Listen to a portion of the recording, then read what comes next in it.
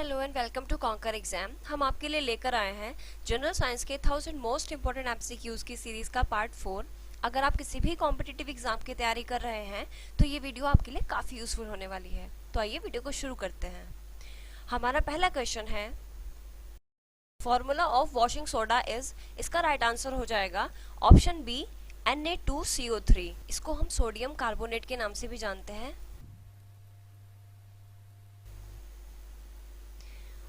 और ये प्रिपेयर होता है जब हम सोडियम बाइकार्बोनेट यानी कि NaHCO3 को बहुत ज़्यादा हीट करेंगे तो हमें मिलेगा Na2CO3 plus H2O plus CO2, यानी कि ये जो मिला है हमें, ये मिला है वॉशिंग सोडा।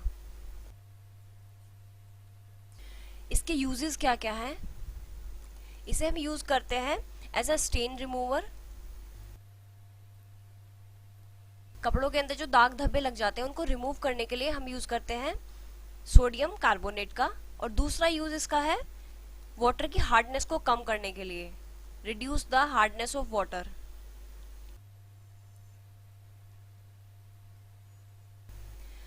यहाँ पर हार्डनेस का मतलब ये है कि जब हम पानी के अंदर बहुत सारे मिनरल्स ऑलरेडी घुले होते हैं, मिनरल्स जैसे मैग्नीशियम कार्बोनेट या फिर कैल्शियम कार्बोनेट, अगर ये मिनरल्स पानी के अंदर घुले होंगे तो वो क्या कर देंगे, वाटर को हार्ड बनाएंगे। हमें कैसे पता पड़ेगा कि वाटर हार्ड है? जब उसके अंदर हम सोप को घोलेंगे तो सोप के घोलने पर वाटर के अंदर लेदर फॉर्म नहीं होंगे, यानी कि उसके अंदर झाग नहीं उठेंगे, तो हमें पता पड़ जाएगा कि वाटर जो है हार्ड है। तो इसको रिमूव करने के लिए हम इस्तेमाल करते हैं सोडियम कार्बोनेट या फिर वॉशिंग सोडा का। आइए नेक्स्ट क्वेश्चन देखते हैं। Radioactive dating is a process by which. इसका राइट आंसर हो जाएगा option A, ages of rocks can be calculated.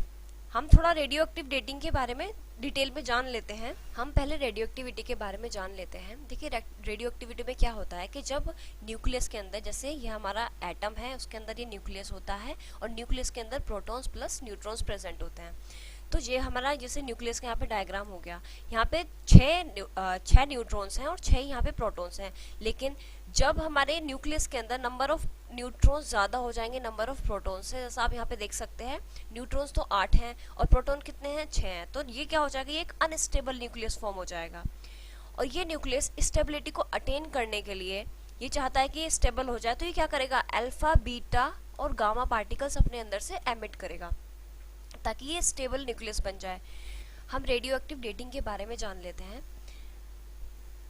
Rock के बनते समय, यानी कि जब ये रॉक फॉर्म हुई होगी, रॉक के अंदर कुछ रेडियो एक्टिव एलिमेंट्स ट्रैप हो गए होंगे। जैसे यहाँ पे हमने एग्जांपल लिया है यूरेनियम 238 का। यूरेनियम 238 एक रेडियो एक्टिव एलिमेंट है। तो अगर ये किसी भी रॉक में ट्रैप हो गया है, अब क्योंकि यूरेनियम एक रेडियो एक्टिव एलिमेंट है तो ये अनस्टेबल होगा और स्टेबिलिटी को अटेन करने के लिए ये एमिट करेगा अपने अंदर से अल्फा बीटा या फिर गामा पार्टिकल्स को, और कन्वर्ट हो जाएगा किसमें, लेड में, पीबी को हम लेड बोलते हैं, लेड में कन्वर्ट हो जाएगा। यूरेनियम की जो हाफ लाइफ है, यूरेनियम की हाफ लाइफ कितनी होती है, ये होती है 4.5 बिलियन ईयर्स। अब ये हाफ लाइफ क्या होती है, मान लीजिए कि जब ये रॉक फॉर्म हुई होगी, इसके अंदर 6 जो यूरेनियम है वो ट्रैप हो गए होंगे, ठीक है, 6 यूरेनियम ट्रैप हो गए हैं। तो हाफ लाइफ गुजरने के बाद, यानी कि 4.5 बिलियन ईयर्स गुजरने के बाद जो डॉटर रॉक होगी उसके अंदर आधे, यानी कि 3 तो यूरेनियम के एटम बचेंगे और 3 कन्वर्ट हो जाएंगे लेड में, यानी कि पीबी। अगेन 4.5 बिलियन बाद इन 3 यूरेनियम के आधे फिर से कन्वर्ट हो जाएंगे। तो इस तरह से हर 4.5 बिलियन ईयर्स में यूरेनियम अपना आधा होता चला जाएगा और जो पीबी यानी कि लेड है वो क्या होता है, वो बढ़ता चला जाएगा। तो हम क्या करते हैं, हम डॉटर रॉक के अंदर हम सिर्फ देखते हैं कि जितने ज्यादा नंबर ऑफ लेड के एटम्स मिलेंगे उतनी पुरानी वो रॉक होगी, और इस तरह से हम रेडियो एक्टिव डेटिंग में रॉक की जो एज है उसको हम पता कर पाते हैं। आइए नेक्स्ट क्वेश्चन देखते हैं। इंसुलिन इसका राइट आंसर हो जाएगा ऑप्शन सी, प्रोटीन। इंसुलिन जो है एक तरह का प्रोटीन है। आइए हम प्रोटीन के बारे में थोड़ा सा डिटेल में जान लेते हैं। देखिए जब ये अमाइनो एसिड जो है 2 से लेके 50 अमीनो एसिड के अगर मॉलिक्यूल्स जुड़ेंगे यानी कि कम स्मॉल चेन में जुड़ेंगे तो बनाएंगे ये पेप्टाइड। और पेप्टाइड भी दो तरह के होते हैं कि छोटे छोटे पेप्टाइड जुड़ के बना देंगे ओलिगोपेप्टाइड। अगर उनके अंदर जो अमीनो एसिड है वो कितने होंगे, 2 से लेके 20 तक टोटल अमीनो एसिड होंगे, यानी कि छोटे छोटे यहाँ पे पेप्टाइड जुड़ रहे हैं जो क्या बना रहे हैं, ओलिगोपेप्टाइड। अगर ये जो छोटे छोटे पेप्टाइड हैं ये लार्ज नंबर में जुड़ जाएं, यानी कि बहुत लंबी चेन बन जाए, तो वो बनाएंगे पॉलीपेप्टाइड। और पॉलीपेप्टाइड को ही बोलते हैं हम प्रोटीन। और यहाँ पर जो अमीनो एसिड की क्वांटिटी होगी वो होगी मोर देन 50, यानी कि मोर देन 50 अगर अमीनो एसिड जुड़ जाते हैं तो क्या बनाएंगे, वो प्रोटीन। अगर हमारे से क्वेश्चन पूछा जाए what is the basic unit of protein, तो हम बोल देंगे अमीनो एसिड, क्योंकि अमीनो एसिड ही से ही मिलके क्या बनता है, प्रोटीन में बनता है। हम यहाँ पे इंसुलिन के बारे में भी जान लेते हैं। तो इंसुलिन क्या है, इंसुलिन एक पेप्टाइड भी है एंड प्रोटीन भी है, और ये सिक्रेट किया जाता है पैनक्रियास द्वारा। और ये इसका काम क्या होता है, ये रेगुलेट करता है ग्लूकोज लेवल इन ब्लड। आइए नेक्स्ट क्वेश्चन देखते हैं। The only snake that builds nest is, इसका राइट आंसर हो जाएगा option B, king cobra. King cobra एक ऐसा स्नेक है, इज द ओनली स्नेक जो कि अपना खुद नेस्ट बनाता है अपने एग्स को प्रोटेक्ट करने के लिए। Which is the most reactive metal, इसका राइट आंसर हो जाएगा ऑप्शन डी, पोटेशियम। पोटेशियम जो है हमारे मेटल्स में सबसे ज्यादा रिएक्टिव होता है। अगर हमसे पूछे कि most reactive element in the periodic table, तो हो जाएगा आंसर फ्लोरीन। लेकिन यहाँ पे इसने पूछा है कि मोस्ट रिएक्टिव मेटल, तो मोस्ट रिएक्टिव मेटल कौन सा होगा, potassium.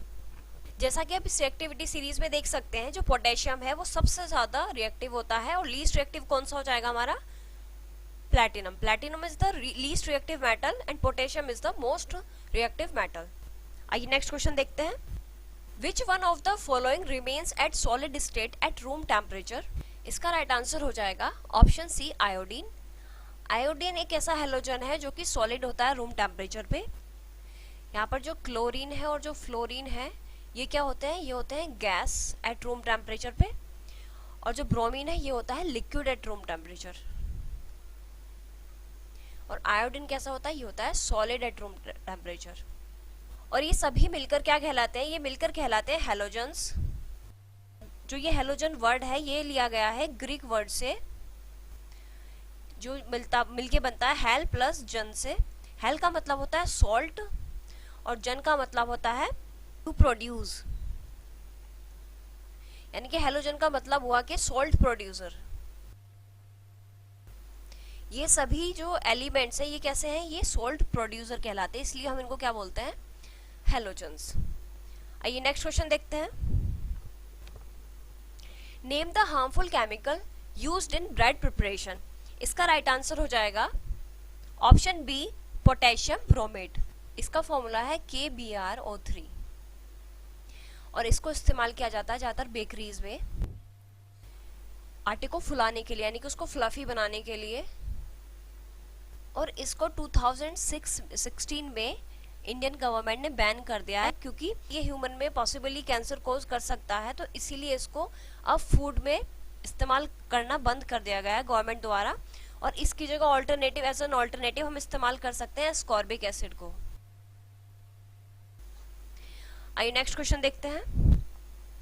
The reason of large scale diversity among the organism is, इसका राइट आंसर हो जाएगा ऑप्शन सी, म्यूटेशन। म्यूटेशन ही रीजन है कि एक स्पीशीज के अंदर हमें इतनी सारी डाइवर्सिटीज देखने को मिलती हैं।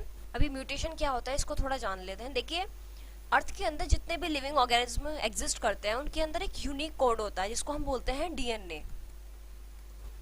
और ये DNA है ना, ये विद इन स्पीशीज, जैसे हमारी होमोसेपियंस है, तो होमोसेपियंस के अंदर भी ये क्या होता है, ये चेंज करता रहता है। अगर DNA के अंदर कुछ भी चेंज होता है तो उसी को बोलते हैं हम क्या, म्यूटेशन। और इस चेंज की वजह से हमें एक ही स्पीशीज में कई सारे, और इस म्यूटेशन की वजह से हमें एक ही स्पीशीज में बहुत सारी डाइवर्सिटी देखने को मिलती है। एज एन एग्जाम्पल हम ले सकते हैं, जैसा कि आप इमेज में देख सकते हैं कि जो डॉग्स की डिफरेंट वैरायटीज हैं ये सिर्फ म्यूटेशन की वजह से देखने को मिलती हैं। और म्यूटेशन किसकी वजह से होता है, चेंज इन DNA। अगर DNA में कोई भी चेंज होगा तो हमें देखने को मिलेगा म्यूटेशन, और म्यूटेशन की वजह से क्या होता है, बहुत सारी डाइवर्सिटी मिलती है हमें। With in the same species. आइए नेक्स्ट क्वेश्चन देखते हैं। Which of the following was the first successfully cloned animal? इसका राइट आंसर हो जाएगा ऑप्शन ए शीप। शीप जो है सबसे पहला सक्सेसफुली क्लोन्ड एनिमल है और इसका नाम था डॉली। हम थोड़ा सा क्लोनिंग के बारे में जान लेते हैं कि क्लोनिंग होती क्या है। देखिए क्लोनिंग में क्या होता है कि हम एक सेल लेते हैं उस एडल्ट का जिसको हमें क्लोन करना है। क्लोनिंग का मतलब होता है कॉपी करना। हम चाहते हैं कि ए का हम एक कॉपी बना दें, तो हम क्या करेंगे, ए का कोई भी स्किन सेल लेंगे, उस स्किन सेल को किसी एडल्ट फीमेल का एग लेके उसके अंदर से न्यूक्लियस रिमूव करा देंगे। न्यूक्लियस रिमूव क्यों करा है? क्योंकि हमें क्रिएट करना है ए का कॉपी, यानी कि हमें ए का ही डीएनए चाहिए होगा। न्यूक्लियस है ये, इसके अंदर एग्जिस्ट करता है डीएनए। क्योंकि हमें क्लोनिंग करनी है सिर्फ ए की, हम चाहते हैं ए की कॉपी बनाना, तो हम उसी का ही डीएनए मटेरियल को लेना चाहेंगे। क्योंकि न्यूक्लियस के अंदर जो डीएनए मटेरियल एग्जिस्ट करता है, इसी वजह से हमने इसका न्यूक्लियस को रिमूव कर दिया। अब ये अनफर्टिलाइज्ड जो एग सेल है इसको हमने फ्यूज करा दिया ए के सेल के साथ। अनफर्टिलाइज्ड एग सेल को हमने फ्यूज करा दिया ए के सेल्स के साथ। जब ये फ्यूज हो जाएगा, यानी कि अब क्या होगा, सेल डिवीजन स्टार्ट हो जाएगा, यानी कि मल्टीप्लाई होने लग जाएंगे, बहुत सारे सेल्स बनने लग जाएंगे। जब वो जो एम्ब्रियो फॉर्म होगा, सेल बहुत सारे जब मिलके बन जाएंगे तो ये एक एम्ब्रियो फॉर्म करेंगे और इस एम्ब्रियो को हम किसी भी एक सरोगेट मदर में प्लांट कर देंगे। सरोगेट मदर क्या है कि हम उसकी सिर्फ वूम का इस्तेमाल करेंगे उसको ग्रो करने के लिए। उसके अंदर जब एम्ब्रियो ग्रो होके बाहर आएगा तो वो किसका क्लोन बन चुका होगा? वो क्लोन बनेगा ए का, यानी कि ए की कॉपी हमने प्रोड्यूस करा दी। ए का जो ऑफ स्प्रिंग है वो हमने प्रोड्यूस करा दिया और इसी पूरे प्रोसेस को हम बोलते हैं क्लोनिंग। आइए नेक्स्ट क्वेश्चन देखते हैं। The powerhouse of cell is, इसका राइट आंसर हो जाएगा ऑप्शन सी माइटोकॉन्ड्रिया। माइटोकॉन्ड्रिया को हम बोलते हैं powerhouse of the cell. देखिए जैसा कि हमें पता है कि हम कोई भी काम करते हैं, ह्यूमन बॉडी को चाहिए होती है एनर्जी। अब ह्यूमन बॉडी को एनर्जी भी डायरेक्टली तो नहीं चाहिए होती, हमारे अंदर बहुत सारे सेल्स होते हैं, हर एक सेल को चाहिए होती है एनर्जी। जो हम खाना खाते हैं वो डायरेक्टली सेल एक्सेप्ट नहीं कर सकते उस एनर्जी को, यानी कि अगर हमने ग्लूकोज खाई है तो वो ग्लूकोज को एक्सेप्ट नहीं करते, वो एक्सेप्ट करते हैं एटीपी की फॉर्म में। की फुल फॉर्म होती है एडिनोसिन ट्राइफॉस्फेट। अब भाई सेल को तो एटीपी ही चाहिए, तो एटीपी कौन बना के देगा? माइटोकॉन्ड्रिया। माइटोकॉन्ड्रिया क्या करता है, जो भी हम खाना खाते हैं उसको उसकी जो एनर्जी है उसको किसमें कन्वर्ट कर देता है? एटीपी की फॉर्म में, ताकि उसको सेल यूटिलाइज कर पाए। हम जो भी फंक्शन करते हैं, हमारी बॉडी जो है, हम जो मिलके बने हुए सेल से बने और सेल को चाहिए एनर्जी एटीपी की फॉर्म में, और एटीपी की फॉर्म में कौन कन्वर्ट करके देता है? माइटोकॉन्ड्रिया। जैसा कि आप इमेज में एक सेल का डायग्राम देख सकते हैं, सेल के अंदर ये जो फिगर है, ये जो स्ट्रक्चर है, इसी को बोलते हैं माइटोकॉन्ड्रिया। यही एटीपी में कन्वर्ट करता है एनर्जी को। आइए नेक्स्ट क्वेश्चन देखते हैं। Which of the following glands in human body acts both as a endocrine gland as well as exocrine gland? इसका राइट आंसर हो जाएगा ऑप्शन सी पैनक्रियाज। पैनक्रियाज जो है वो बहुत एंडोक्राइन और एक्सोक्राइन ग्लैंड्स की तरह एक्ट करती है। तो सबसे पहले हम जान लेते हैं कि एंडोक्राइन और एक्सोक्राइन ग्लैंड्स होती क्या हैं। यहाँ पर एंडोक्राइन का मतलब समझ लेते हैं। एंडो का मतलब होता है विद इन और क्राइन का मतलब होता है सिक्रीशन, और यहाँ पे एक्सोक्राइन का मतलब है, एक्सो का मतलब होता है आउटसाइड और क्राइन का मतलब अगेन सिक्रीशन। तो यहाँ पे जो है सिक्रीशन जो है ना विद इन ब्लड होता है, यानी कि जो भी चीज़ है, इंसुलिन है, पैनक्रियाज क्या सिक्रीट करते हैं? इंसुलिन। और ये डाइजेस्टिव जूसेस भी सिक्रीट करते हैं।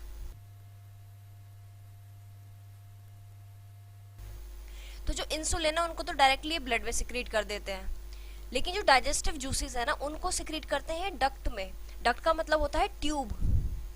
ट्यूब के अंदर सिक्रीट करते हैं और ये ट्यूब के थ्रू किस में चली आती है? स्मॉल इंटेस्टाइन में। इसलिए हम पैनक्रियाज को बोलते हैं endocrine as well as exocrine gland, क्योंकि ये दोनों ही तरह की सिक्रीशन करती है, यानी कि ब्लड के अंदर भी सिक्रीट कराती है, दूसरा डाइजेस्टिव जूसेस को सिक्रीट कराती है ये डक्ट के थ्रू। आइए नेक्स्ट क्वेश्चन देखते हैं। Halogen which is used as a painkiller is, इसका राइट आंसर हो जाएगा ऑप्शन बी ब्रोमीन। ब्रोमीन जो हेलोजन है हम उसको एज अ पेन किलर इस्तेमाल करते हैं। क्लोरीन को हम यूज करते हैं हम as a water disinfectant. Iodine को हम यूज करते हैं एज एन एंटीसेप्टिक। फ्लोरीन को हम फ्लोराइड्स की फॉर्म में,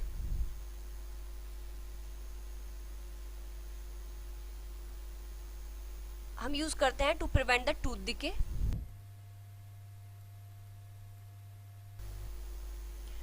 आइए नेक्स्ट क्वेश्चन देखते हैं। Blue green algae is used to supply nitrogen to, इसमें इसका राइट आंसर हो जाएगा ऑप्शन सी पैडी। देखिए पैडी फील्ड्स होती हैं, पैडी फील्ड्स बोलते हैं हम इनको, या फिर इनको बोलते हैं राइस फील्ड्स, यानी कि चावल की जहाँ पे चावल या धान की खेती की जाती है उन फील्ड्स को बोलते हैं हम पैडी फील्ड्स। और पैडी फील्ड्स के अंदर जो नाइट्रोजन की सप्लाई करने के लिए हम यूज करते हैं ब्लू ग्रीन एल्गे। यहाँ पर ब्लू ग्रीन एल्गे को हम बोलते हैं साइनोबैक्टीरिया, और इसे हम एज अ बायो फर्टिलाइजर इस्तेमाल करते हैं। जैसा कि हम जानते हैं प्लांट्स के लिए नाइट्रोजन बहुत ज़्यादा इसेंशियल होती है, तो ब्लू ग्रीन एल्गे का काम होता है कि जो एटमॉस्फेयर के अंदर नाइट्रोजन प्रेजेंट है उसको सॉइल के अंदर फिक्स करा के उसकी फर्टिलिटी को इंक्रीज कर दे। यहाँ पर जो ब्लू ग्रीन एल्गे उसके एग्जाम्पल हैं एनाबीना, नोस्टॉक और ऑसिलेटोरिया। इन्हें हम कॉमनली यूज करते हैं, इन ब्लू ग्रीन एल्गे को हम कॉमनली यूज करते हैं पैडी फील्ड्स के अंदर उनकी सॉइल की फर्टिलिटी को बढ़ाने के लिए। जैसे कि आप इमेज पे देख सकते हैं, आपने देखा होगा कि जो ओशन या फिर कोई भी वाटर बॉडीज होते हैं उसके ऊपर कुछ ग्रीन ग्रीन सा फ्लोट कर रहा होता है, इसी को हम बोलते हैं एल्गे। और हमें पता है कि जो पैडी फील्ड्स की जो खेती लगाते हैं वो आधी पानी में डूबी रहती है, इसकी वजह से हम एल्गे का इस्तेमाल कर पाते हैं कि एल्गे तो खुद पानी के अंदर ही सर्वाइव कर पाता है। आइए नेक्स्ट क्वेश्चन देखते हैं। Photometer is use to measure which one of the following, इसका राइट आंसर हो जाएगा option A brightness of light. Light की ब्राइटनेस को हम मेजर करने के लिए हम इस्तेमाल करते हैं फोटोमीटर का। एक्सट्रीमली हाई टेम्परेचर को मेजर करने के लिए हम इस्तेमाल करते हैं पायरोमीटर का। इलेक्ट्रोमैग्नेटिक वेव्स की फ्रीक्वेंसी को मेजर करने के लिए हम इस्तेमाल करते हैं वेव मीटर का। और एटमॉस्फेरिक ह्यूमिडिटी को मेजर करने के लिए हम इस्तेमाल करते हैं हाइग्रोमीटर। आइए नेक्स्ट क्वेश्चन देखते हैं। German silver is an alloy of, इसका राइट आंसर हो जाएगा option A copper, zinc and निकल। हम इसे एक निमोनिक कोजीनी से याद कर सकते हैं, कोजीनी, इससे हम याद कर सकते हैं। जर्मन सिल्वर को हम एक और नाम से जानते हैं, बोलते हैं निकल सिल्वर। इसका नाम सिल्वर क्यों रखा गया, जर्मन सिल्वर इसका नाम इसलिए रखा गया क्योंकि ये सिल्वरी व्हाइट कलर का होता है। इसके यूजेस देख लेते हैं, और इसका हम इस्तेमाल करते हैं स्टैचूज और यूटेंसिल्स को बनाने में। आइए नेक्स्ट क्वेश्चन देखते हैं। रेडियो एक्टिव मटेरियल एमिट्स, इसका राइट आंसर हो जाएगा option D all of the above. जो रेडियो एक्टिव मटेरियल होते हैं वो सभी, यानी कि अल्फा रेज भी एमिट करते हैं, बीटा रेज भी एमिट करते हैं और गामा रेज भी एमिट करते हैं। हम जानते हैं कि जब नंबर ऑफ न्यूट्रॉन्स और नंबर ऑफ प्रोटॉन्स इक्वल होते हैं तो वो एक स्टेबल न्यूक्लियस होता है, लेकिन अगर उसके अंदर नंबर ऑफ न्यूट्रॉन ज़्यादा हो जाए नंबर ऑफ प्रोटॉन से तो वो एक अनस्टेबल न्यूक्लियस बन जाता है। और अनस्टेबल न्यूक्लियस कैसा होता है, रेडियो एक्टिव। रेडियो एक्टिव मतलब कि वो अब एमिट करेगा अल्फा, बीटा और गामा पार्टिकल्स को स्टेबिलिटी को अटेन करने के लिए। जहाँ पे अल्फा पार्टिकल्स का मतलब होता है अगर 2 न्यूट्रॉन और 2 प्रोटॉन एमिट हो रहे हैं तो हम कहेंगे अल्फा पार्टिकल एमिट हुआ है। अगर बीटा पार्टिकल एमिट हो रहा है तो वहाँ पे एक इलेक्ट्रॉन या फिर एक पॉजिट्रॉन एमिट हो रहा होगा, तो हम कह देंगे कि बीटा पार्टिकल एमिट हुआ है। और अगर सिर्फ एनर्जी एमिट हो रही है, यानी कि फोटोन एमिट हो रहे हैं सिर्फ, तो हम कह देंगे कि गामा पार्टिकल एमिशन हुआ है। तो रेडियो एक्टिविटी के अंदर तीनों ही पार्टिकल्स एमिट होते हैं, यानी कि अल्फा, बीटा, गामा पार्टिकल्स तीनों ही एमिट होते हैं। आइए नेक्स्ट क्वेश्चन देखते हैं। Which of the following supports fruit ripening, इसका राइट आंसर हो जाएगा ऑप्शन डी इथाइलिन। इथाइलिन जो है मदद करती है फ्रूट को पकाने में। इथाइलिन जो है प्लांट हार्मोन होता है ये, और इसे एग्रीकल्चर में फ्रूट्स की फोर्स्ड राइपनिंग के लिए इस्तेमाल किया जाता है। इसके अदर यूजेस देख लेते हैं। इसको पॉलीथीन के मैन्युफैक्चरिंग में इस्तेमाल किया जाता है, इसको मेडिकल में एनेस्थेटिक की तरह इस्तेमाल किया जाता है, और इसको एज अ वेल्डिंग गैस भी इस्तेमाल किया जाता है।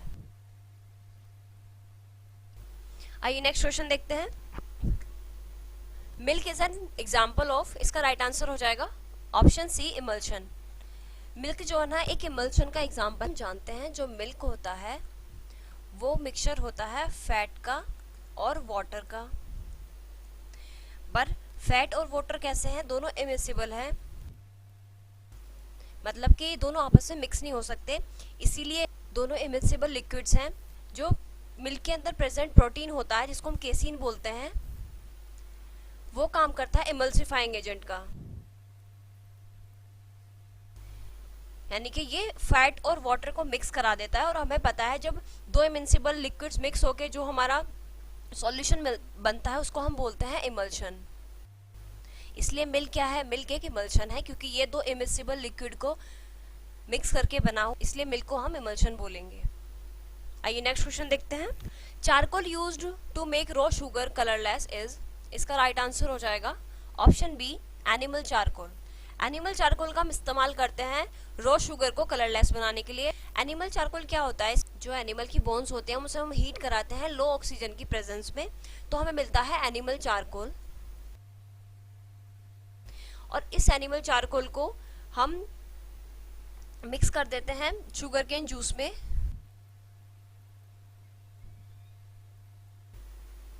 ताकि हम उसके अंदर से जो कलर्ड इम्प्योरिटीज है उनको रिमूव कर पाए, ताकि हमें कलरलेस शुगर मिल सके।